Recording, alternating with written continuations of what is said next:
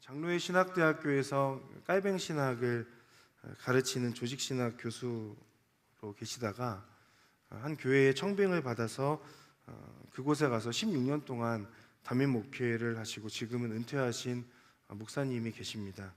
그분께서 은퇴하신 이후에 하나의 운동을 시작하셨는데 그 운동의 이름이 그의 백성 운동입니다.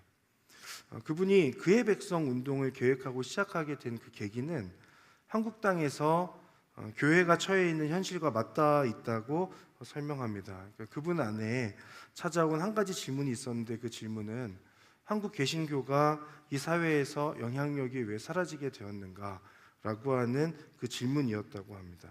그리고 이 질문에 해답을 얻고자 시작하게 되었던 그 운동이 그의 백성 운동, His People 운동이라고 할 수 있어요. 여기에서 그의 백성이란 하나님의 백성을 말하고 그리고 하나님의 백성으로서 어떻게 살아갈 것인지에 대한 그런 운동이라고 할 수 있습니다. 이 운동의 초점이 어디에 있는가? 나 한 사람의 영적 개혁에 있습니다. 내가 하나님 앞에 어떻게 다시금 영적으로 개혁되어지고 갱신되어질 것인가? 하나님 앞에서 어떻게 새로운 그리스도인의 삶을 살아갈 것인가? 그리고 계속해서 유지하며 살아갈 것인가? 라고 하는 그 부분에 있는 거예요. 그러니까 한 사람의 개혁을 통하여서 그들이 모여있는 그 공동체가 개혁되어지고 진정한 영적인 부흥이 시작된다는 거죠. 이를 위해서 주장했던 세 가지의 그 강조점이 있습니다. 그것이 그의 백성이라고 부르게 된 그 이유가 그 HIS, 히지의 그 앞에 이름들을 따서 운동을 시작하고 그것을 주장하고 있기 때문에 그렇습니다. 그의 백성 운동이란 첫 번째 H는 휴밀리티, 겸손함에 대해서 이야기를 하는 거고, 두 번째는 I, 인테그리티, 정직함에 대한 이야기를 하는 거고, 심플리시티, 단순함에 대한 이야기를 하는 거예요. 그러니까 지금 이 목사님이 주장하였던 His people, 그의 백성이라고 할 때에 그의 백성은 하나님 앞에서 겸손함으로 그리고 정직함으로 그리고 단순함 혹은 검소함으로 살아야 된다라고 하는 그 내용을 말하고 있는 거죠. 그러니까 그런 삶을 통하여서 스스로를 개혁할 뿐 아니라 교회 또한 이 세 가지 키워드를 가지고 개혁되어져야 한다라는 이야기를 하는 겁니다. 이 세 가지의 강조점은 어떤 조직 혹은 어떤 교회의 변화를 주장하는 것이 아닙니다. 예수님을 믿는 저와 여러분 같은 그 한 사람, 그 한 사람의 신앙적인 어떤 개혁과 갱신 그리고 그 변화가 중요하다는 의미를 담고 있는 것이죠. 복음 앞에 서 있는 그 한 사람, 복음 앞에 그 사람이 바로 서 있음으로 인하여서 변화되어질 때에 한국 교회는 다시금 세상으로부터 인정받을 수 있다라는 그 주장을, 그 운동을 펼치고 있는 겁니다. 제가 설교를 시작하면서 이 그의 백성 운동을 먼저 언급하게 된 것은 바울의 모습 속에 그의 백성 운동에 그 강조하는 세 가지의 키워드가 함께 담겨 있기 때문에 그렇습니다. 지난주에 우리는 에베소에서 일어난 일들을 보았습니다. 에베소에서 큰 소동이 일어났었어요. 바울은 그 우상숭배로 가득했던 그 에베소 땅에서 사람이 만든 신은 신이 아니다라는 것을 외쳤죠. 바울의 그 당당한 외침에 응답한 사람들이 많이 있었고, 그로 인해서 아데미 여신상을 그 모형을 만들어서 팔고 있었던 그 사람들의 수입이 줄어들게 되면서 생겨난 큰 소동이었다라는 것을 지난주에 봤습니다. 그러니까 사람의 손으로 만든 것은 신이 아닌 그저 우상에 불과하다는 것이었고, 그리고 이 소동은 에베소 시청의 그 서기관이 끼어들어서 말하게 되면서 소동으로 가득했던 집회가 해산되게 됨으로 이제 마치게 되었어요. 그것이 지난주에 우리가 봤던 내용입니다. 그 사건 이후에, 이 소동 이후에 바울은 에베소를 떠나게 됩니다. 그리고 바울이 3차 전도 여행 가운데 가장 오랜 시간 있었던 그 에베소에서 이제는 떠나게 되는 상황 가운데 있는 거죠. 여러분, 한 사람이 3년여와 가까운 그 시간 동안에 그 뭐 공동체가 되었든 목회가 되었든 뭐가 되었든 그 3년의 시간을 그들과 함께 지내면서 먹고 마시면서 말씀을 공부하고 어떻게 하면 우리가 복음 가운데 바로 설 것인가 함께 기도하고 씨름하였던 그 시간들이 있고 그 자리를 떠나는 것은 생각보다 굉장히 어려운 일이죠. 근데 사도 바울 입장에서도 에베소 교인들과 함께 했던 그 시간들, 그 말씀을 전하는 가운데 이들이 회개하게 되었고 성장하는 모습을 보게 되었고 성숙하는 그런 모습들을 보게 되는 그 애쓰는 수고를 하였던 사도 바울.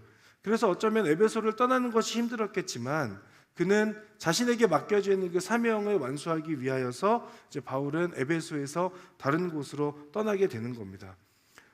사도행전 19장의 말씀이 그렇게 마친 이후에 20장 1절에서부터 16절, 우리가 오늘 읽었던 그 본문 앞까지의 내용들은 에베소를 떠난 바울이 어느 곳을 다녔는지 기록하고 있습니다. 그 여정을 보면 내용을 적어놨는데 처음에 마케도니아로 갔다가 그리스에서 3개월여의 시간을 보냈다라고 설명하고 있고, 다시 마케도니아로 왔다가 이제 빌립보 그리고 드로아에 갔다가 아스토와 미둘레네와 기오와 사모와 그리고 지나서 밀레도까지 가게 되는 그런 여정 가운데 있었어요. 그것이 16절까지 나오는 내용들입니다. 1절부터 16절까지는 이때 있었던 내용들을 자세하게 기록하고 있지는 않은데, 특별히 유두고라고 하는 그 사람 한 사람에 대한 이야기는 조금 길게 기록하고 있죠.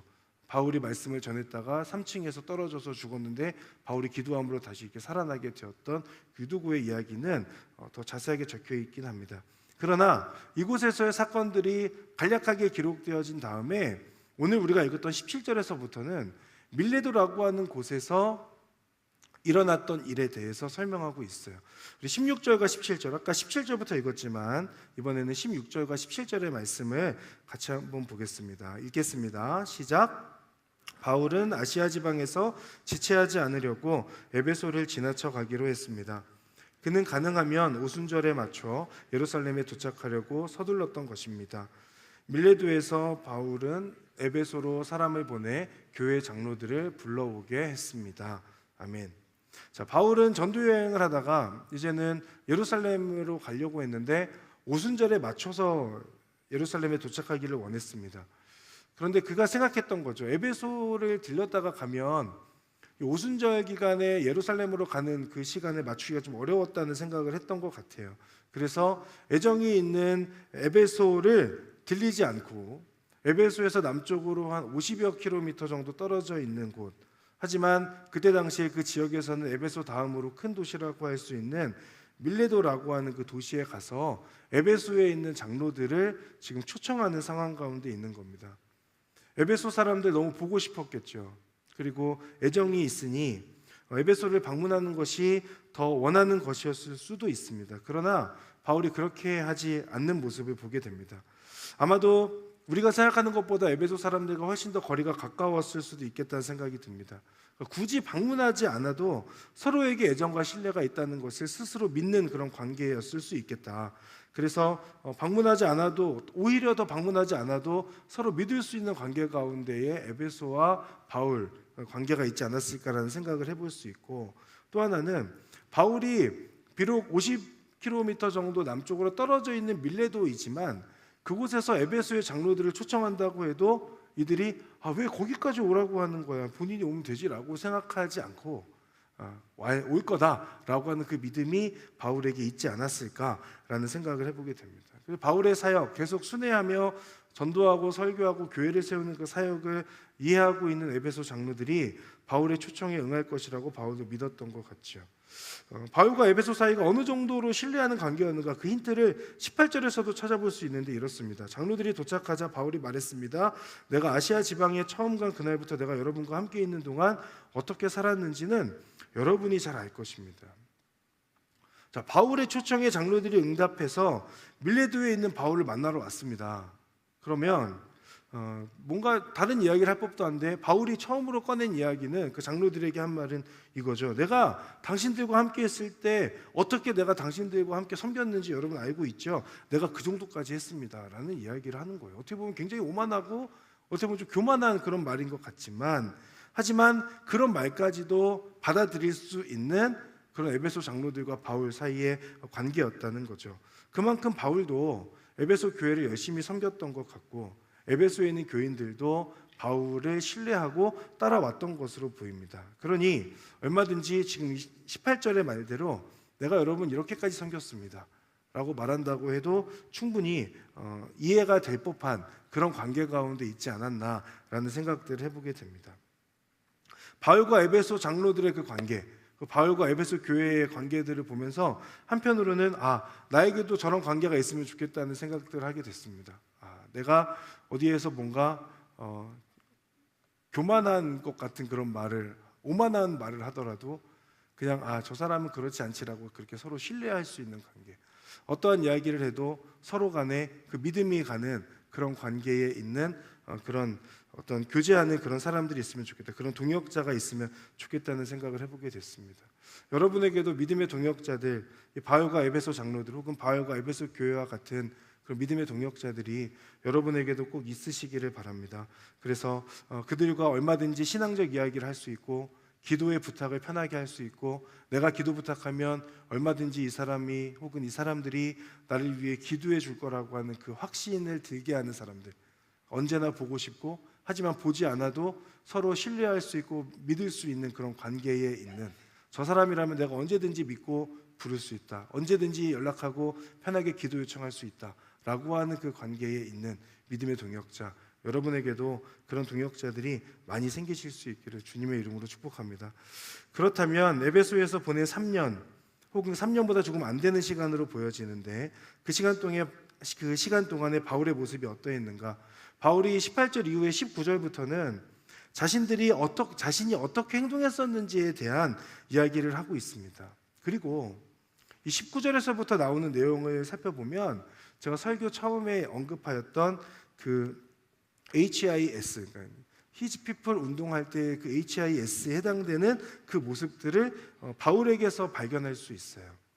그러니까 바울은 에베소 장로들에게 말하기를, 제가 에베소에서 여러분들과 함께 지내면서 어떻게 살았는지 아시죠? 저의 삶은, 우리로 말하면 지금 제가 설교에 적용한다면 그의 백성으로서의 삶이었습니다. 그리고 계속해서 저는 그의 백성으로, 하나님의 백성으로 살아갈 것입니다. 그리고 이제 이 에베소 장로들에게 말미에 무슨 얘기를 하냐면, 그리고 이제 우리는 다시 만나기 어려울 겁니다. 제가 예루살렘으로 지금 가게 되는데 예루살렘으로 가서 어떤 일이 일어날지 모르고 성령님께서는 계속해서 저에게 감옥과 고난에 대해서 말씀하고 있습니다. 그러나 제가 담대하게 예루살렘으로 갈 것입니다. 그러니 여러분 잘 지내십시오 라고 하는 그 이야기를 지금 바울이 하고 있는 겁니다.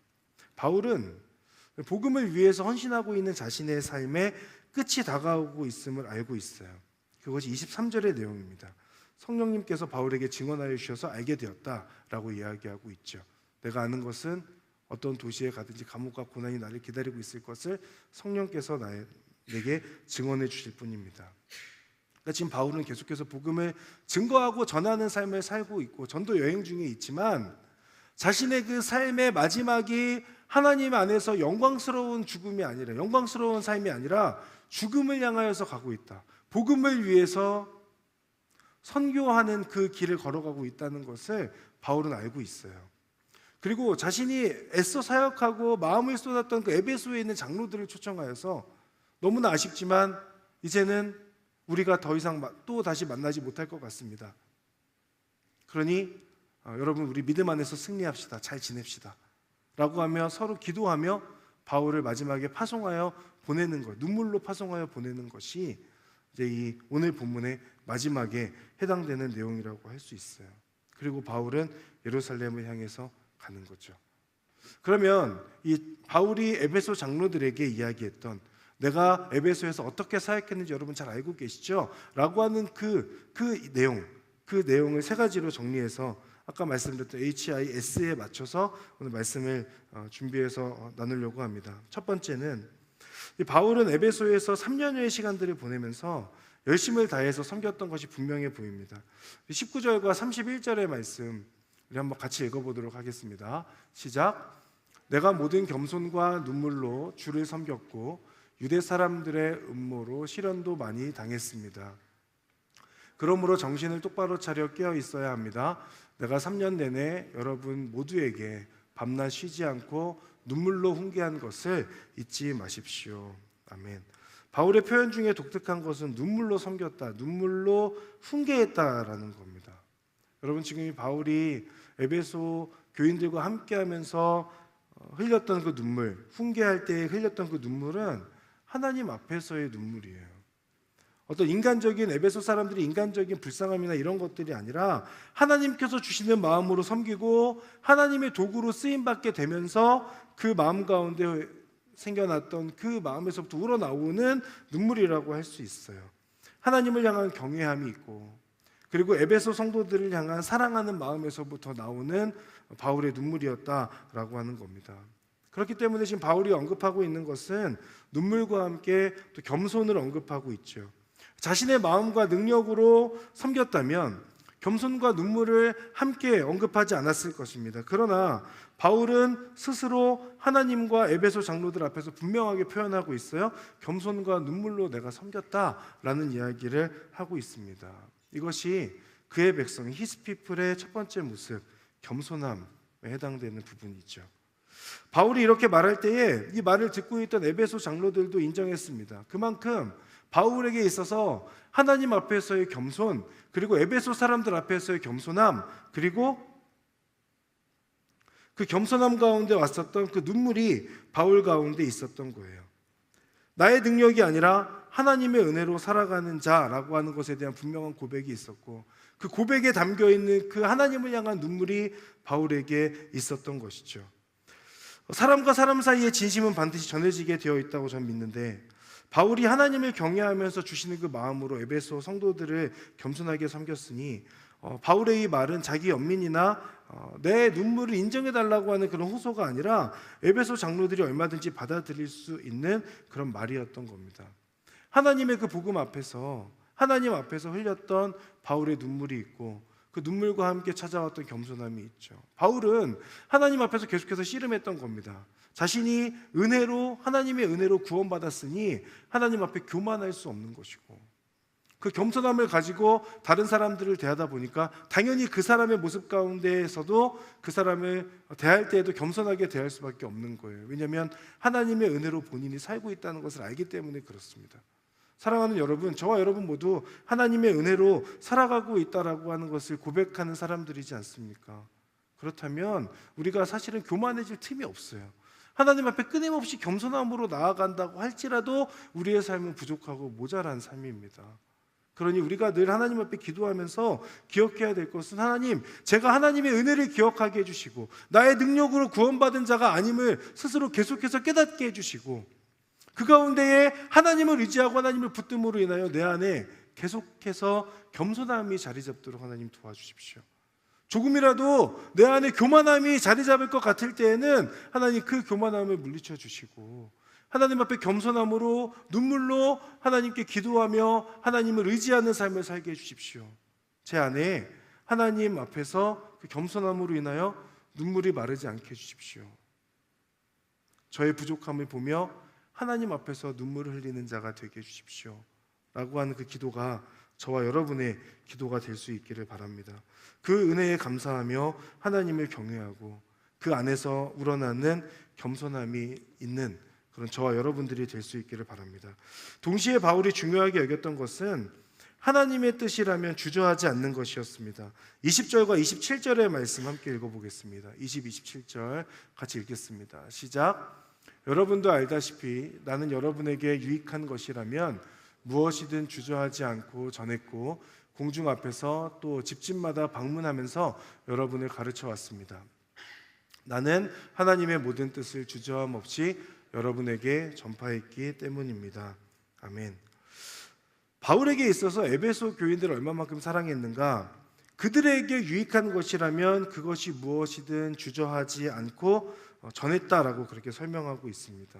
그리고 많은 사람들 앞에서 또는 집을 방문하면서 가르칠 수 있었다라고 그렇게 이야기하고 있죠. 그러면서 하나님의 뜻을 주저함 없이 전할 수 있었던 것은 바울에게 있어서 자신의 사명이 무엇인지, 복음을 전하는 사명에 대해서 분명하게 기억하고 있었기 때문이고, 그 복음이 다른 것과는 비교되지 않는 진리라고 하는 것에 대한 확신이 있었기 때문이고, 이 진리가 유일한 것이고 모두를 구원할 수 있고 모두가 알아야 하는 것이라고 믿었기 때문이고, 무엇보다 자신을 구원하여 주신 하나님을 의지하고 하나님 앞에서 섬겼기 때문이다라는 것을 생각해 볼 수 있어요.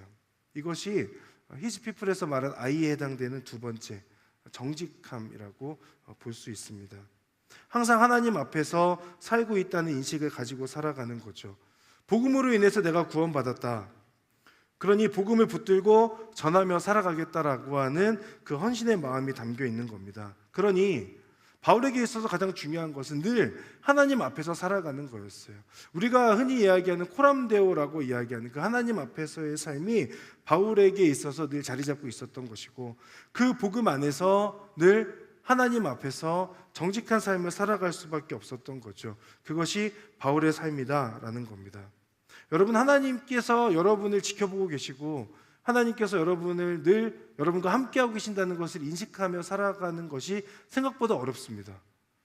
우리가 믿음으로는 늘 제가 하나님 앞에서 매일매일 살게 해주십시오라고 그렇게 기도하고 간구하고 도움을 요청하기는 하지만 어느 순간 보면 그 가운데 나와 함께 하신 하나님은 계시지 않죠.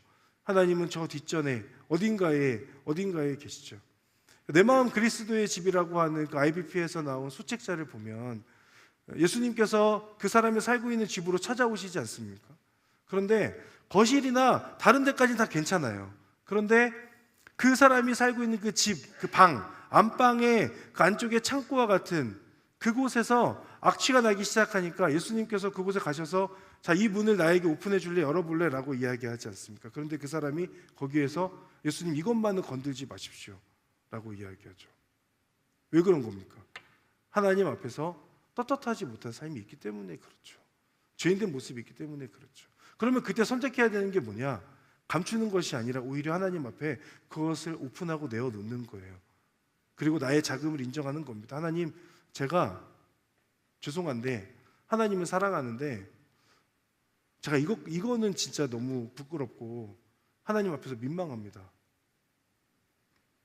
하지만 제가 이것을 하나님께 오픈해서 내어드려도 하나님께서 나의 이 치부와 나의 이런 모습들을 받아주시고 용서해 주시고 새롭게 하실 것을 믿습니다 라고 하는 그 마음을 가지고 하나님 앞에 내어놓는 거죠.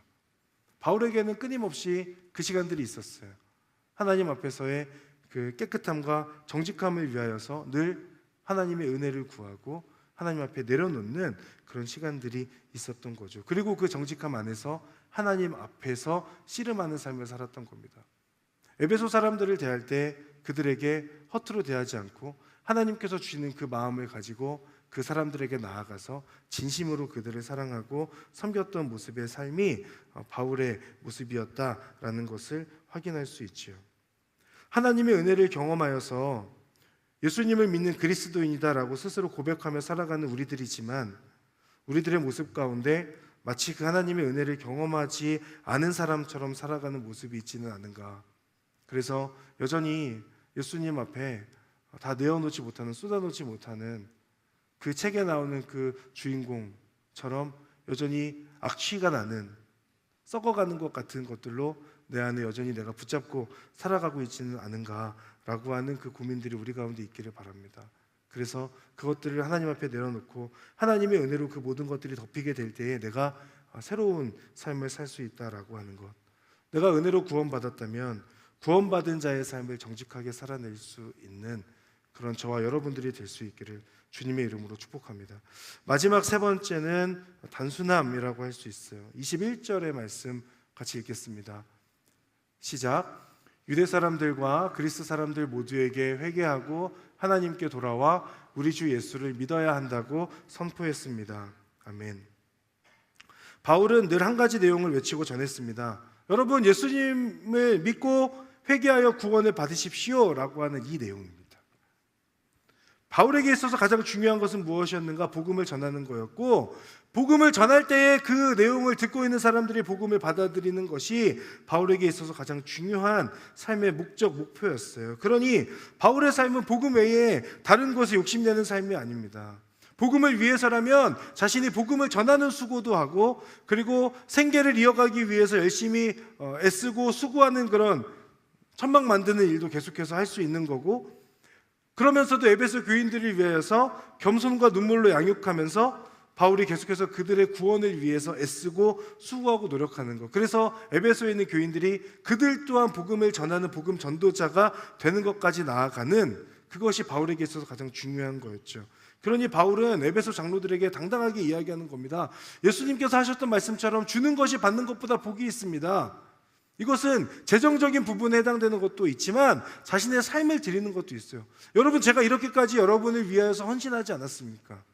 무언가 받기 위해서 헌신하였던 것이 아니라 하나님께서 주셨던 그 마음으로 계속해서 여러분에게 많은 것들을 베풀고 주었습니다. 영적으로 혹은 재정적으로 여러 가지 것들을 바울은 계속해서 그들에게 섬기는 삶을 살았던 거예요. 주는 것이 받는 것보다 복이 있다.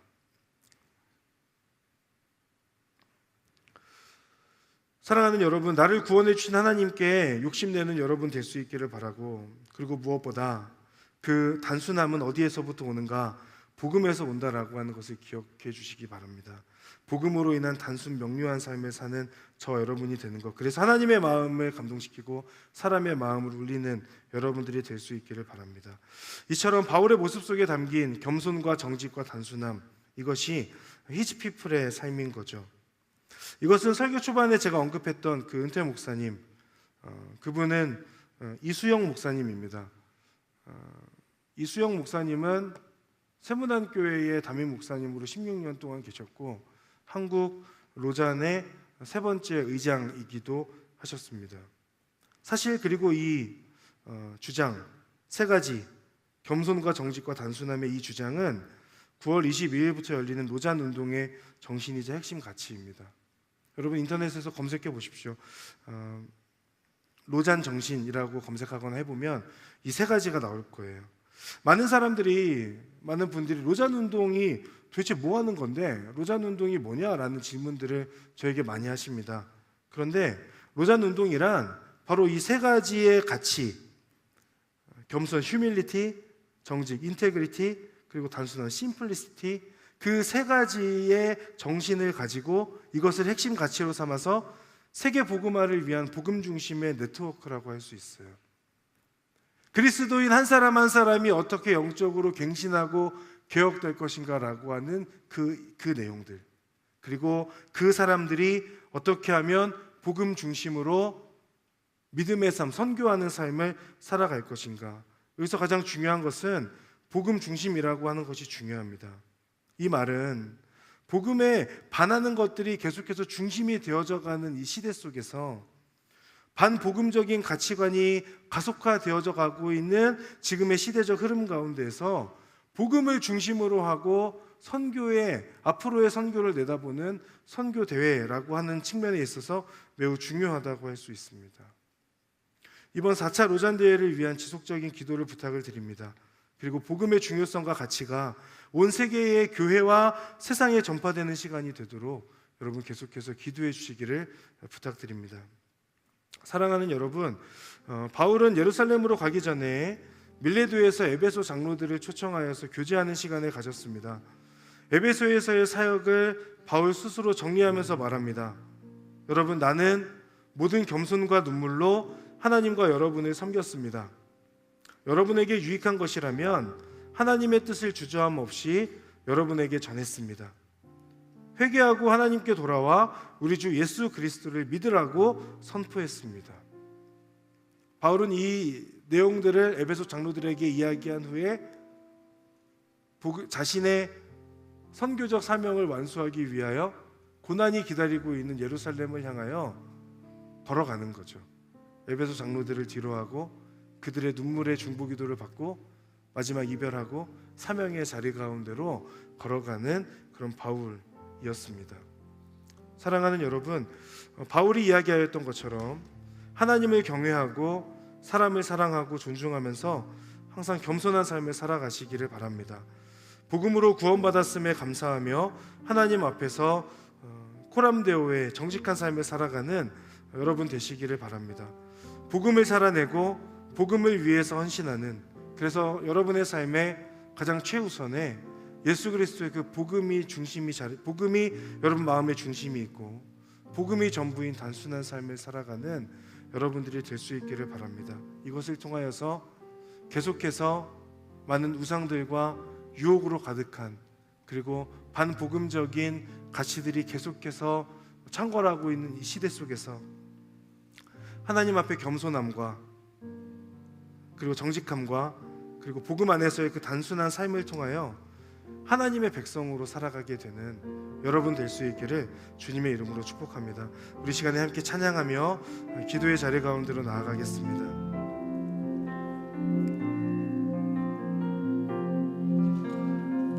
죄 많은 나의 모습 속에서, 죄 많은 나의 모습 속에서 주님을 기억하네. 주를 떠나 방황하는 날 그대로 용납하셨네. 주님만 마음에 새기네. 내 안에 물든 세상을 벗고 보기를 선택하네. 주님 내가 무엇이기에 자신을 버리셨는지 거룩한 주님만 섬기네. 나를 묶는 죄가 더 이상 나를 묶지 못하고 주 십자가 나를 자유케 하네. 나를 덮는 은혜 영원토록 변함없으신 주 사랑이 나를 새롭게. 우리 처음부터 한 번 더 고백하겠습니다. 죄 많은 나의 모습 속에서, 죄 많은 나의 모습 속에서 주님을 기억하네. 주를 떠나 방황하는 날 그대로 용납하셨네. 주님만 마음에 새기네. 내 안에 물든 세상을 벗고 보기를 선택하네. 주님 내가 무엇이기에 자신을 버리셨는지 거룩한 주님만 섬기네. 나를 묶는 죄가 더 이상 나를 묶지 못하고 주 십자가 나를 자유케 하네. 나를 덮는 은혜 영원토록 변함없으신 주 사랑이 나를 새롭게. 나를 묶는 죄가 더 이상 나를 묶지 못하고 주 십자가 나를 자유케 하네. 나를 덮는 은혜 영원토록 변함없으신 주 사랑이 나를 새로. 한 번 더 고백하겠습니다. 나를 묶는 죄가 더 이상 나를 묶지 못하고 주 십자가 나를 자유케 하네. 나를 덮는 은혜 영원토록 변함없으신 주 사랑이 나를 새롭게. 이 시간에 먼저 하나님 앞에 기도하며 나아갈 때에 여러분 이 찬양의 가사처럼 나를 묶고 있는 그 죄가 여전히 여러분 그 죄에 종노릇하며 살아가고 있지는 않습니까? 사도 바울은 분명하게 고백합니다. 내가 하나님 앞에 겸손과 눈물의 삶을 살았다, 그것으로 여러분을 훈계하였다라고. 여러분, 겸손함이란 하나님의 그 은혜로 내가 구원받았다라고 하는 것을 인정하며 나아가는 것이고, 그 분명한 믿음의 고백이 있다면 하나님 앞에 그저 나의 자금을 인정할 수밖에 없고, 하나님의 은혜에 감사할 수밖에 없고, 지속적으로 하나님 앞에 겸손함을 유지해 갈 수밖에 없는 겁니다.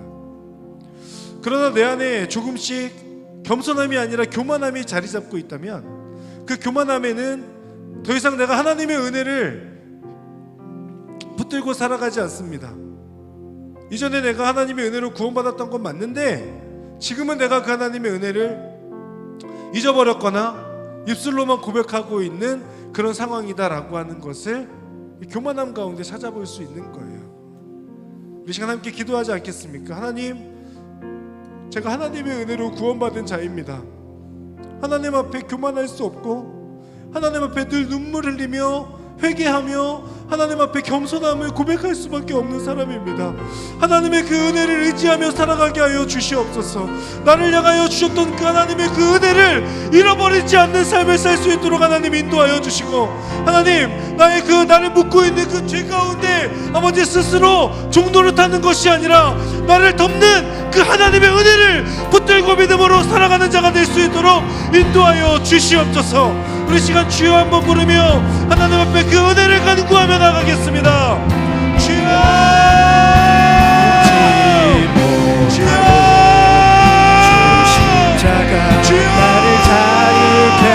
사랑하는 하나님, 내 안에 어느 순간 아버지 하나님의 겸손함과 아버지 하나님의 그 은혜의 갈급함이 사라져갑니다.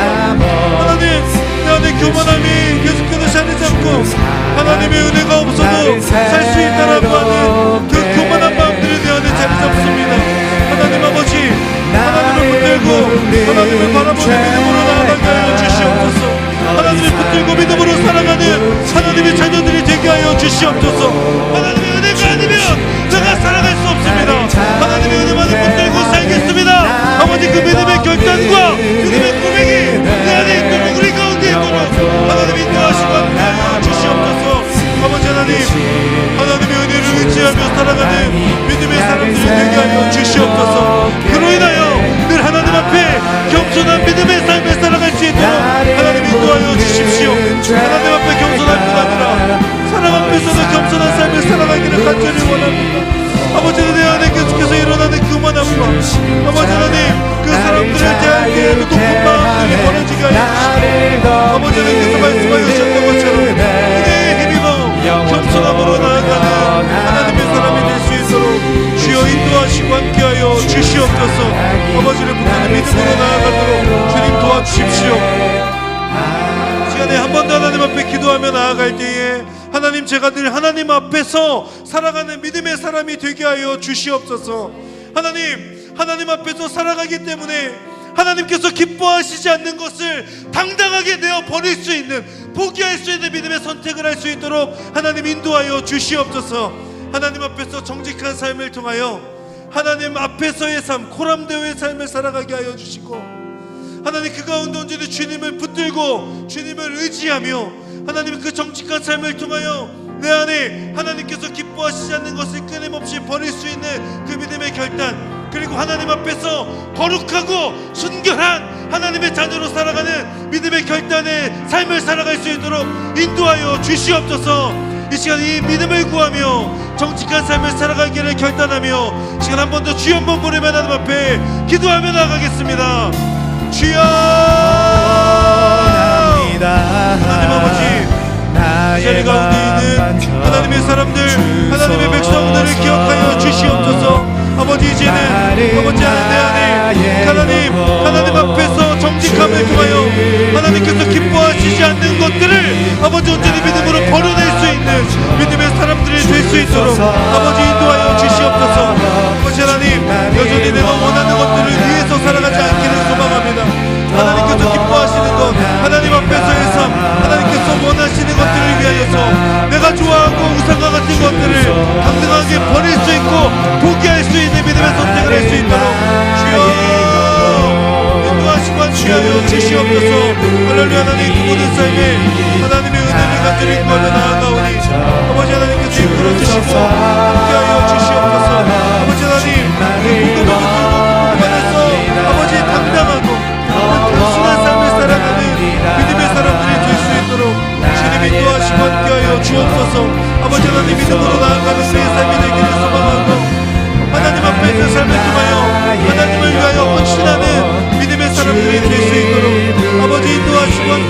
주시옵소서. 할렐루야. 하나님 그 모든 시간 속에 일하시는 아버지 하나님을 바라봅니다. 주님 하나님 아버지 그 모든 하나님 앞에 나아가는 다른 것들을 버리고 하나님께 집중하여 정직하고 단순한 삶을 살아가는 자들 될 수 있도록 인도하여 주십시오. 우리 찬양으로 함께 찬양하겠습니다. 목마른 나의 영혼 주를 부르니 나의 맘 맞춰 주소서. 주님만을 원합니다. 더 원합니다.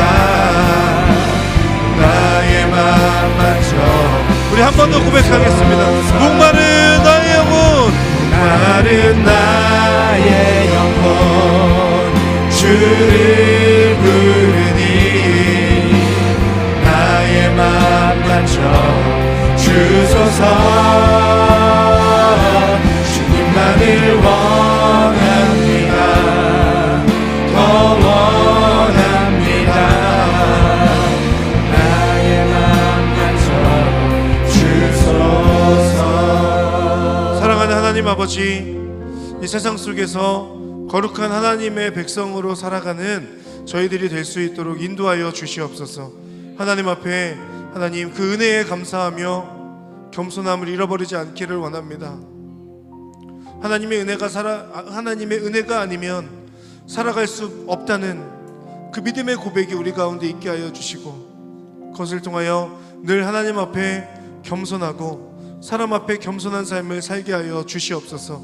하나님, 무엇보다 하나님 앞에서의 신앙생활을 통하여 하나님께서 기뻐하시지 않는 것들을 온전히 포기하며 그 가운데 하나님 복음 안에서 단순하고 정직한 삶을 살아가는 하나님의 백성이 될 수 있도록 인도하여 주시옵소서. 하나님, 이 어둡고 죄로 가득한 세상 속에서 죄의 종노릇하며 살아가는 것이 아니라 하나님의 은혜를 더욱더 치열하게 붙잡고 그 은혜에 힘입어 하나님의 백성으로 살아가게 되는 하나님의 자녀들이 될 수 있도록 은혜 내려 주시옵소서. 그렇게 역사하시고 행하시고 도와주실 하나님의 이름을 찬양합니다. 감사드리며 예수님의 이름으로 기도드립니다. 아멘.